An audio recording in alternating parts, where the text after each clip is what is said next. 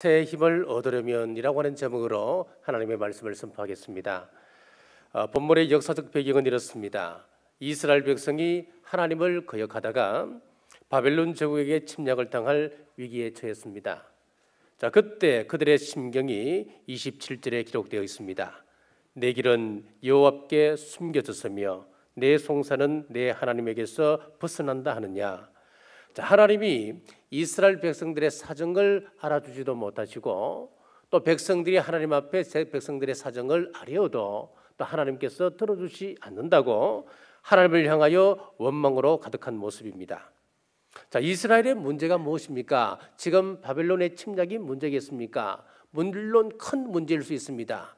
자, 하지만 잘 생각해 보시면은 이스라엘의 문제는 전혀 다른 데 있습니다. 그 문제를 해결할 수 있는 능력을 이미 상실해 버렸다는 데 큰 문제가 있는 겁니다. 사람이 왜 병에 걸립니까? 병원균 때문에 그렇습니까? 물론 맞지요. 한편으로 생각해 보면 꼭 정답은 아닙니다. 더 큰 이유가 있습니다. 자, 암은 정상세포가 돌연변이를 일으켜서 만들어지는 그런 질병입니다. 누구에게나 암세포가 3,000개에서 6,000개 하루에 그것이 생긴다고 합니다. 자, 그러니까 저와 여러분들은 비록 암에 걸리지 않았다 할지라도 누구든 암에 걸릴 수 있는 잠재적 암 환자들입니다. 문제는 인체 면역력이 어떻게 잘 이것을 관리하고 있느냐, 이것이 문제인 거지요. 암 환자가 될 수도 있고 정상적인 사람으로 계속 생활을 영위할 수도 있는 것입니다. 우리의 면역체계가 중요한 것입니다. 자, 그런데 우리 인간의 의지와 건강을 아무리 잘 관리한다 하더라도 제한적이라고 하는 데서 우리가 문제가 있는 겁니다. 이 30절 한번 보십시오. 소년이라도 피곤하며 곤비하며 장정이라도 넘어지며 쓰러지되 힘이 펄펄 넘치는 이 한창 때라도 인간의 힘은 결국 제한적이라고 하는 것을 우리는 인정을 해야 되는 거예요. 한번 보십시오. 우리 주위에 운동으로 단련된 그런 30대 프로 선수들 한번 보십시오. 그 30대에 어느 날 갑자기 유명을 달리하더라고요. 그러면은 그 사람들이 30대 힘이 펄펄 넘치게 이 운동으로 단련했던 사람들이 왜 30대에 유명을 달리합니까? 자, 우리 몸은 아무리 우리가 관리한다 하더라도 결국은 이렇게 제한적일 수밖에 없다는데 문제가 있는 거예요. 또 생활 속에서도 마찬가지입니다. 한창 일할 나이인 30, 40대에 실직을 하고 가정이 무너지는 경우가 많습니다. 경기 침체와 치솟는 물가, 과도한 자녀 교육비로 주부들은 허리띠를 졸라매야 되고 또 직장에서 스트레스로 인해서 우리의 머리카락이 한 줌씩 빠지는 것을 경험하기도 합니다. 그래서 요즘 사람들을 보면 우라병에 시달린 사람이 많다고 그럽니다. 경희의료원에서 중풍병자를 대상으로 다음과 같은 연구를 했습니다. 200명의 환자를 놓고 쭉 연구를 했는데 그 200명 가운데 30%가 우라병으로 중풍이 오더라는 겁니다. 예를 들어서 남에게 돈을 떼었습니다. 얼마나 억울합니까? 얼마나 가슴이 상하겠습니까? 또 어떤 사람은 남에게 무시를 당합니다. 무시당하는 것, 여러분들 보통 문제가 아닙니다. 우리 상대를 무시한다고 하는 것은 결국은 그 사람 한 사람을 죽일 수도 있다고 하는 거예요. 시댁 식구와 갈등 등 우라병에 시달리다가 결국은 중풍으로 걸리더라. 자, 이런 결론을 내렸습니다. 소년이라도 피곤하며 곤비하고 장정이라도 넘어지며 쓰러지는 이때에 우리의 내적 힘이 아닌 외부로부터 오는 힘, 소망의 말씀이 여기 있습니다. 31절입니다. 오직 여호와를 앙망하는 자는 새 힘을 얻으리니 독수리가 날개치며 올라감 같을 것이요. 그렇습니다. 새 힘을 얻으려면 첫째, 여호와를 앙망해야 합니다. 31절 상반절 제가 다시 한번 읽습니다. 오직 여호와를 앙망하는 자는 새 힘을 얻으리니 그랬습니다. 자, 여기서 우리가 앙망한다라고 하는 이 말의 뜻은 이렇습니다. 새끼가 어미새가 물어주는 그 벌레를 기다리고 있는 그 모습이에요. 여러분, 제비 새끼들 한번 보셨습니까? 어미가 갔다가 먹이를 물고 오면은 새끼들이 전부 다 입을 버리고 자기에게 넣어달라고 마치 막 그렇게 이야기하잖아요. 입을 쫙 벌리고 있는 그 모습을 앙망한다, 그렇게 이야기하는 거예요. 무슨 이야기입니까? 우리 주님은 파도를 일으킬 수도 있는 분이시고 잠잠케 하시기도 하신 분입니다.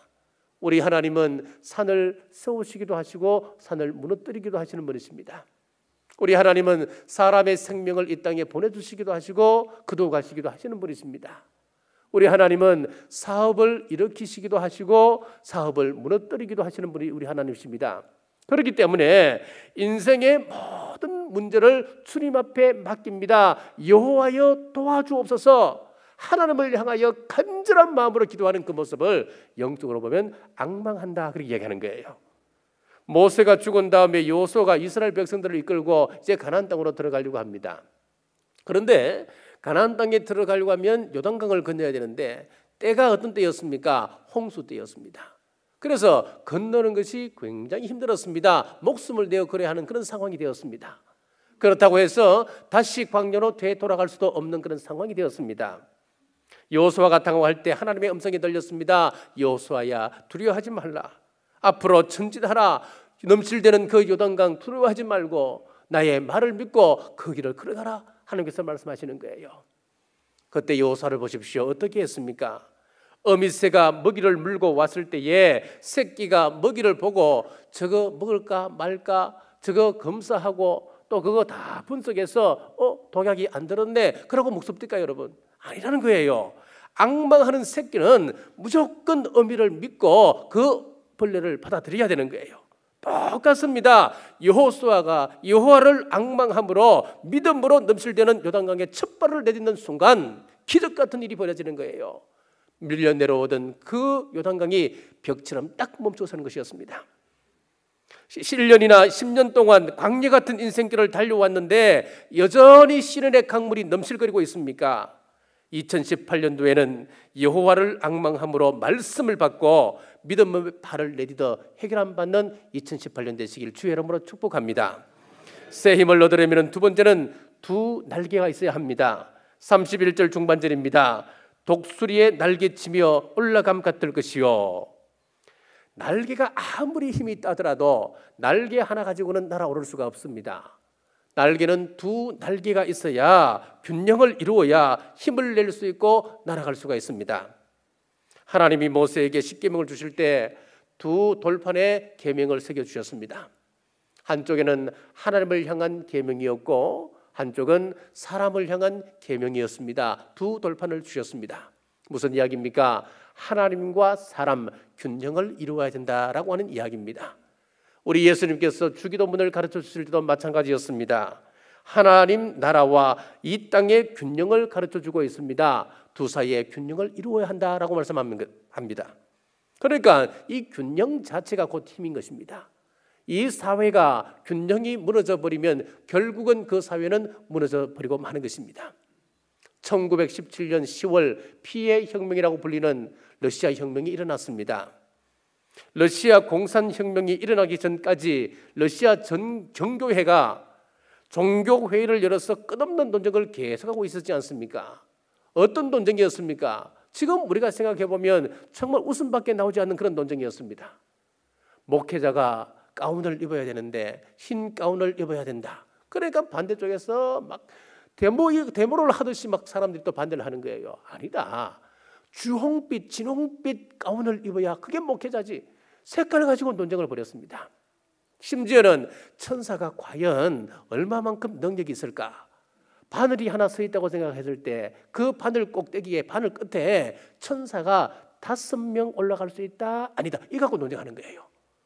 그러니까 이 정교회가 교회의 본질과 균형을 잃어버리고 이런 논쟁으로 밥을 지새고 있을 때 결국 러시아는 공산주의가 되고 말았습니다. 로마가 불타고 있는데 네로 황제는 뭐 했습니까? 그 앞에서 그 불타는 모습을 보고 시를 짓고 노래하고 악기를 타고 있었습니다. 결국은 균형을 잡지 못하고 자기 도취에 빠져 살다가 비참한 최후를 맞게 되었습니다. 우리는 신앙생활과 또 신앙과 이 생활에 균형이 이루어져서 세상 문화를 이끌어야 됩니다. 그럼 우리 신앙인의 두 날개는 무엇일까요? 첫 번째는 말씀의 날개입니다. 히브리서 4장 12절 말씀에 보면은 하나님의 말씀은 살았고 활력이 있어 좌우의 날선 어떤 금보다도 예리하여 혼과 영과 및 관절과 골수를 찔러 쪼개기까지 하며 또 마음의 생각과 뜻을 판단하나니. 우리 하나님의 말씀은 어떤 모습으로 묘사를 하고 있느냐면 좌우의 날선 어떤 금보다도 예리하다, 그렇게 비유하고 있어요. 그래서 이런 날카로운 검으로 우리에게 구체적으로 어떻게 역사하는가? 자, 첫째는 예리한 말씀이 우리의 혼을 쪼갠다 그랬습니다. 이 말씀은 무슨 의미죠? 하나님께서 귀신 들렸던 사람이 이 말씀을 들음으로 인해서 그 혼을 쪼갰으로 말미암아 온전케 되어지는 것을 이야기하는 거예요.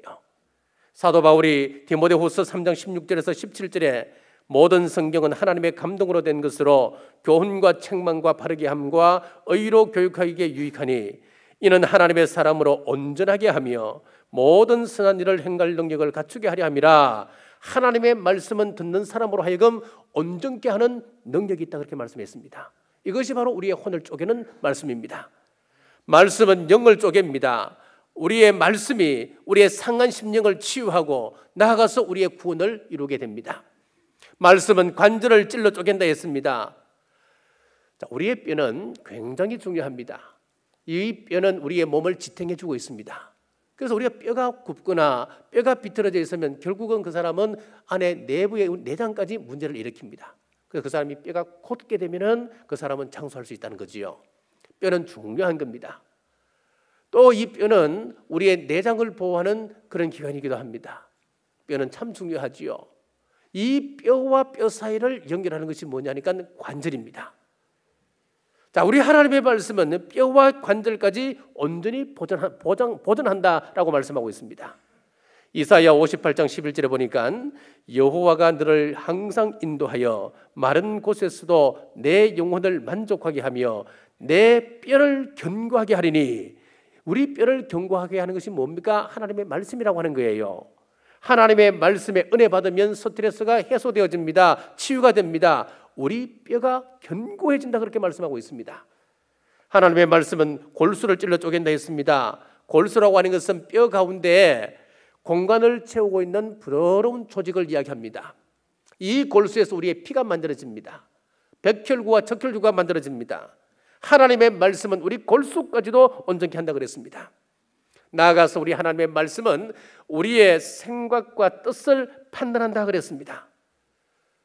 지금은 우리나라를 위해서 정말 기도해야 할 때입니다. 대통령을 비롯한 그 측근들과 위정자들을 위해서 여러분 기도해야 했을 때입니다. 자, 우리가 기도하면서 말씀이 그들에게 제대로 들어갈 수만 있다면은 공산주의 사상도 깨끗하게 해결될 수 있는 거예요. 공산주의 사상도 깨끗하게 치유가 될 수 있는 거예요. 왜 이 역사 속에서 실패했던 그 공산주의 사상을 왜 우리나라가 그것을 지금 다시 부활시키려고 하는지 참 모르겠습니다.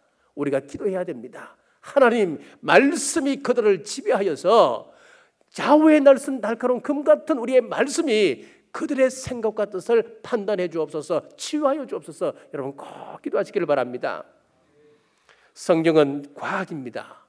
말씀이 어떻게 이런 역할을 하는지 한번 보십시오. 잠언 4장 20절에서 22절에 보니까 내 아들아 내 말에 주의하며 내가 말하는 것에 내 귀를 기울이라. 그것을 내 눈에서 떠나지 말게 하며 내 마음속에 지키라. 그것은 얻는 자에게 생명이 되며 그의 온 육체의 건강이 됨이니라. 하나님의 말씀을 듣고 우리가 묵상하고 그것을 지켜 행하는데 그것이 왜 우리의 건강에 영향을 준다라고 성경은 말씀하고 있을까요?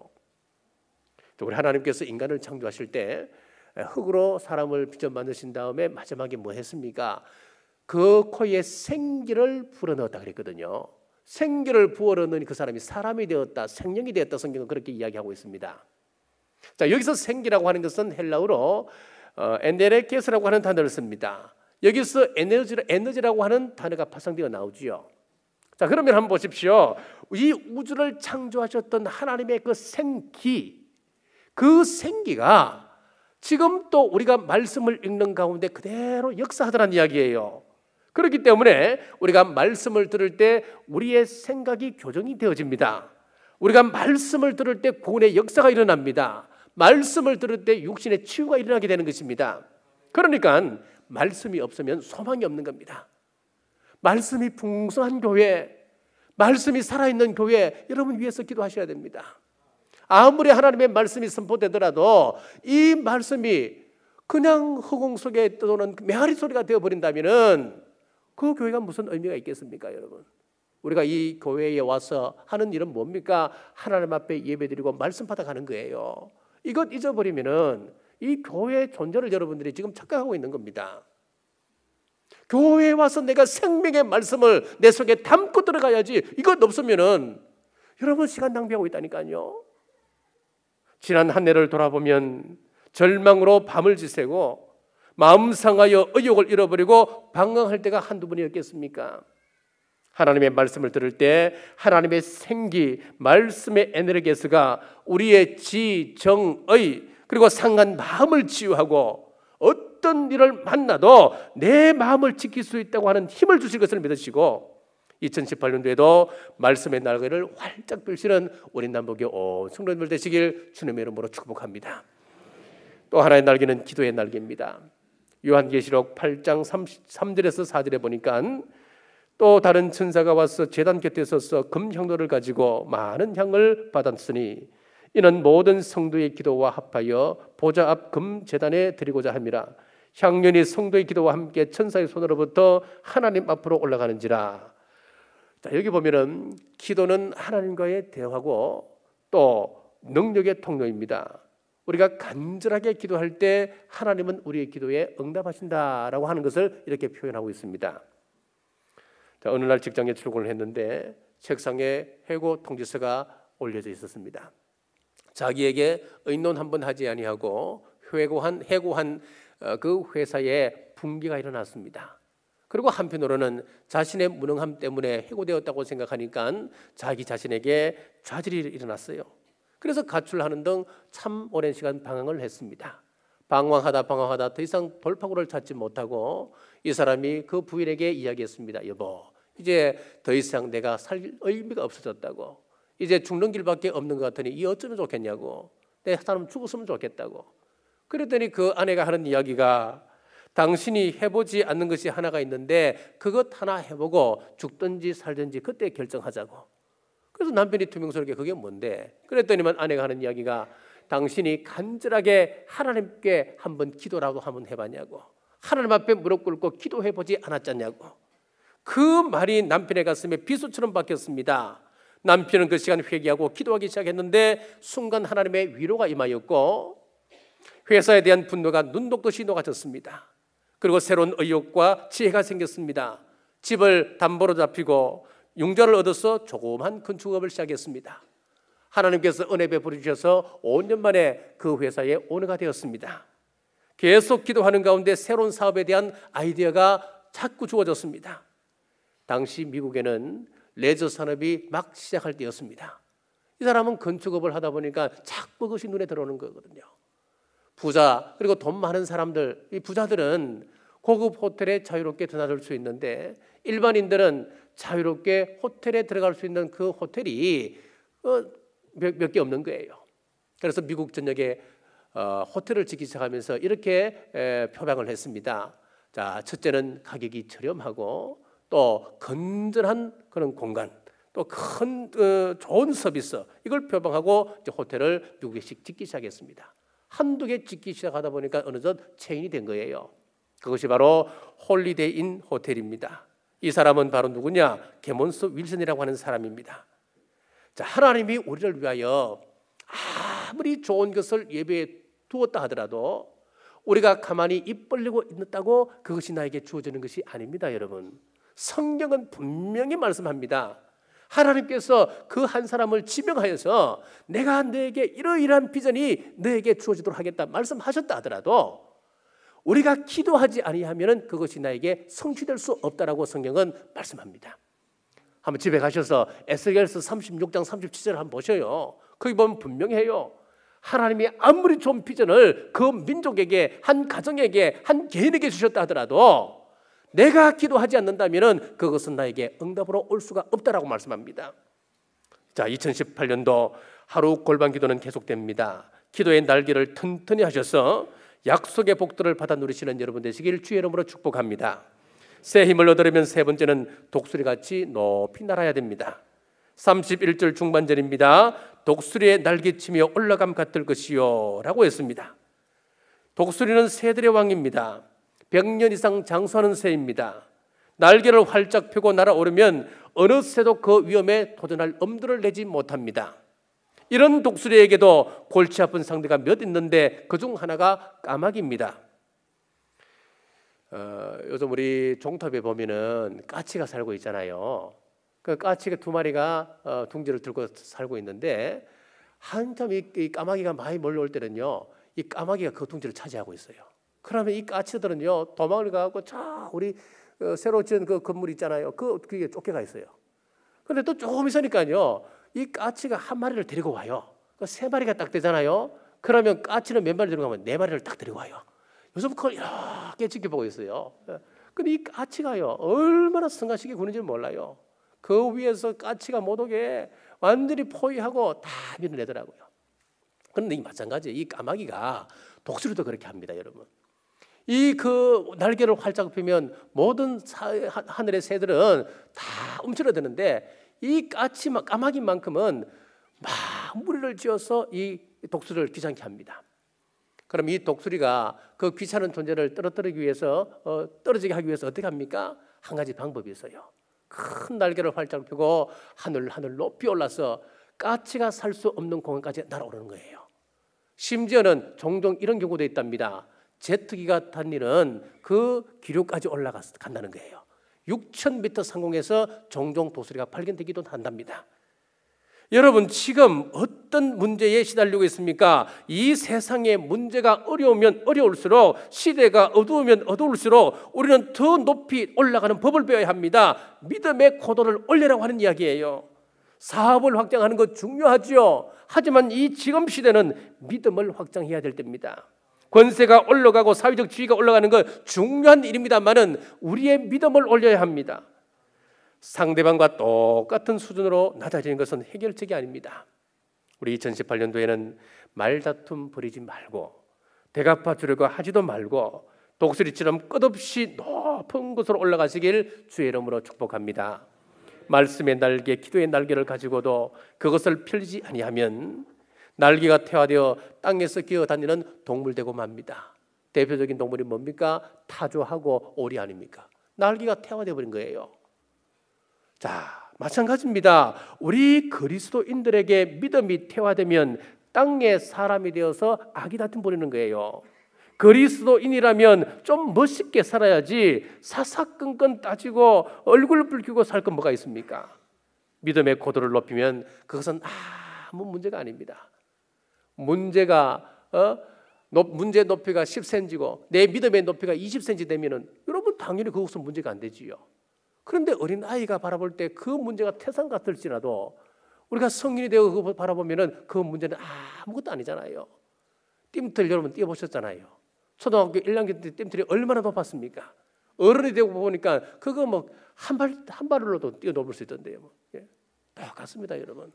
우리 세상에 많은 문제가 있고 우리를 귀찮게 하는 문제가 있고 우리의 얼굴을 붉히기 위하여서 내 존재감을 드러내기 위해서 우리가 얼굴을 붉힌다 하더라도 믿음의 고도만 높이면 그건 아무 문제가 아닌 거예요. 우리 2018년도에는 우리의 믿음의 고도를 높여서 이 땅에서 아웅다웅하지 말고 천국을 바라보고 천국 속의 소망을 바라보고 우리가 기뻐하고 즐거워하는 한 해로 꼭 만나시길 바랍니다. 사랑하는 남부교회 성도 여러분, 우리 앞에 태생 어떤 문제가 앞을 가로막고 있을지라도 우리 하나님을 앙망하고 말씀과 기도의 날개를 활짝 펴서 문제 위로 높이 올라 승리하는 2018년 되시길 주의 이름으로 축복합니다.